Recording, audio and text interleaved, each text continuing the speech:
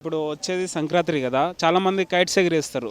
టంగుస్ మాంజాన్ని ban చేసిర్రు, అయినా ఇప్పటికీ ఎగిరేస్తున్నారు. కొంతమంది కూడా చనిపోవడం లాంటివి జరుగుతున్నాయి. దాని గురించి చెప్పాలంటే ఏం చెప్తారు? బ్రో ఫస్ట్ ఆఫ్ ఆల్ ఏంటంటే కొంచెం జాగ్రత్త తీసుకోవాలి. అంత షార్ప్ ఉంటే మనుషులు బండ్ల మీద పోతారు, బంగ్ల మీదకి ఎక్కుతారు, లైక్ మల్టిపుల్గా ఆడతారు కదా. కొంచెం చూసుకోవాలి. మరీ అంత షార్ప్ ఉంటే ప్రాణాలు పోతున్నాయి. ఒక ఒక 50 రూపాయల మాంజాకి, ఒక 10 రూపాయల కైట్కి, అంటే ఓవరాల్గా ఒక మనిషి డెత్ 60 రూపీస్తో డిసైడ్ అయింది. 60 అన్నా కూడా 100 పెట్టుకోర్రి.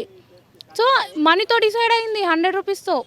సో మీరు ఏం చేయాలంటే అది బ్యాన్ చేయాలి. అండ్ మోర్ ఓవర్ అంత షార్పు మాంజాలు అంతా ఇట్లా మార్కెట్లోకి తెస్తే పిల్లలు ఆడతారు. పిల్లలు సడన్గా ఆడితే చేతులు తెగుతాయి కదా. సో మనం ఎంతసేపు పిల్లలు ఆడుకుంటుంటే వాళ్ళ ఇంటి ఉండలేం.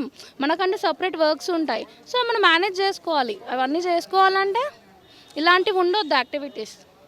ప్రాణం పోతే ప్రాణం తెచ్చేయలేం. దెబ్బ తాకితే కట్టు కడతాం.